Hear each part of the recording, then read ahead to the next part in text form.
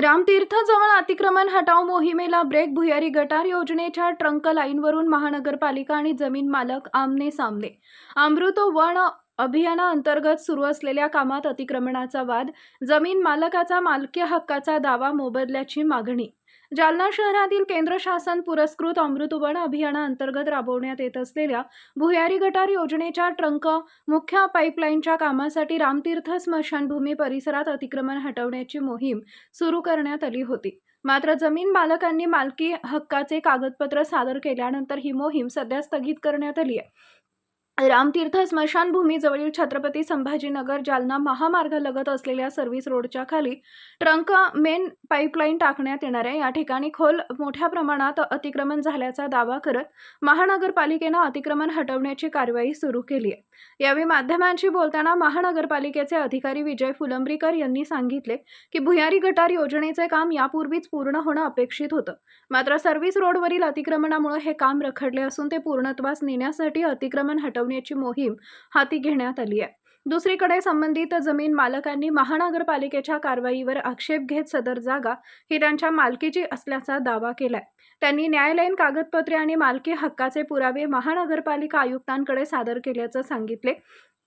तसेच या जागेवर कोणतेही अतिक्रमण झाले नसल्याचं त्यांनी स्पष्ट केले. जमीन मालकांच्या म्हणण्यानुसार कागदपत्रांची पडताळणी केल्यानंतर सदर जागा मूळ मालकाचीच असल्याचं निदर्शनास आलंय. त्यामुळे सध्या अतिक्रमण हटवण्याची मोहीम थांबवण्यात आली आहे. माध्यमांशी बोलताना जमीन मालकांनी सांगितले की रामतीर्थावरील जुन्या पुलाच्या सेंटर लाईननुसार जर विकास कामासाठी त्यांच्या जमिनीचा काही भाग लागत असेल तर तो देण्यास ते तयार आहे. मात्र त्यासाठी जिल्हाधिकाऱ्यांनी अधिकृत प्रमाणपत्र द्यावे आणि योग्य मोबदला द्यावा अशी त्यांची मागणी आहे. दरम्यान भुयारी गटार योजनेचे काम जमीन मालकीचा मुद्दा यामुळे रामतीर्थ परिसरातील अतिक्रमण हटवण्याची मोहीम सध्या स्थगित करण्यात आली असून पुढील निर्णयाकडे सर्वांचं लक्ष लागलंय. या अतिक्रमण मोहिमेची पाहणी स्वतः आयुक्त अंजली शर्मा यांनी केली. यावेळी उपायुक्त त्रिंबक कांबळे, सहाय्यक आयुक्त विजय फुलंब्रीकर, पाणीपुरवठा अभियंता राजेश बगळे, या प्रोजेक्टचे अभियंता परमेश्वर वैद्य, स्वच्छता निरीक्षक शोएब खान, शुभम जाधव, राहुल हिवाळे, शेख कादरभाई, अमीर खान, रवी पवार, हरिश्चंद्र लोखंडे, रामेश्वर जाधव, किरण प्रधान, इतर मनपा कर्मचारी यावेळी उपस्थित होते. महानगरपालिका अतिक्रमण नहीं कर रही, इसका आप विरोध कर रहे हैं, क्या है? जी हाँ, ये हमारे खेती है खुद की, और हमारी जगह पे अतिक्रमण हमने कोई किसी पे करे नहीं, कोई सर्विस रोड नहीं है, एनी लेआउट नहीं वाला उसका। और ये जो है माननीय उच्च न्यायालय ने जो तो इसका स्टे दिवाला है कलेक्टर को कि अतिक्रमण निकालना नहीं है।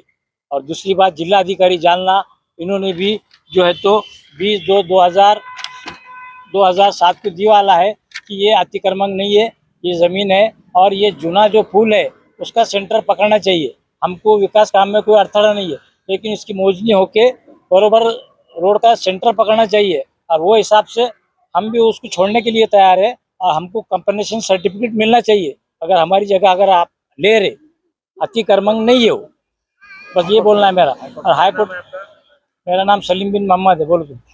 आज रामतीर्थ स्मशानभूमी जवळ काही समोर रोड आहे, त्या समोरून अतिक्रमण काढण्यात येत आहे, काय नेमकं मोहीम आहे? यामध्ये केंद्र शासनाच्या मंजूर जी अमृत वन भुयारी गट योजना जी जालना शहरासाठी मंजूर झालेली आहे, या गटारीच्या ट्रंक मेन पाईपलाईनसाठी जे काम होतं त्याच माननीय आयुक्त यांच्या पाहणीनुसार या ठिकाणी त्यांनी आलेले आहेत. आणि या ठिकाणी सर्व्हिस रोडवर जे अतिक्रमण झालेलं आहे त्या सर्व्हिस रोडचं अतिक्रमण हे दूर करण्याचं काम हाती घेतलं असून ट्रक लाईन ज्याप्रमाणे लवकरात लवकर काम या शहरासाठी पूर्ण होईल, तर त्या सर्व्हिस रोडवर असलेले अतिक्रमण आणि मध्ये येणारे सर्व पत्राचे शेड वगैरे जे काही अतिक्रमण स्वरूपात लोकांनी बांधलेले आहे, यापूर्वी लोकांना सूचना दिलेल्या आहेत व मागच्या नोव्हेंबर महिन्यात देखील यांना सूचना दिलेल्या आहेत, परंतु ते अद्यापर्यंत काम प्रलंबित राहिल्यामुळं आणि ते प्रगतीपथावर पूर्ण भुयारी गट योजनेचे ट्रंक मेन पाईपलाईनचं काम अद्यापर्यंत ते पूर्ण करून घ्यायचं आहे. म्हणून सध्या जे काही अडथळा या पाईपलाईनसाठी आहे त्या असलेल्या सर्व्हिस रोडचं संपूर्ण अतिक्रमण आहे हे काढण्याचं काम आणि ते टाकण्याचं एजन्सी मार्फत काम सुरू लवकरच करण्यासाठी ही अतिक्रमण मोहीम हाती घेण्यात आलेली आहे.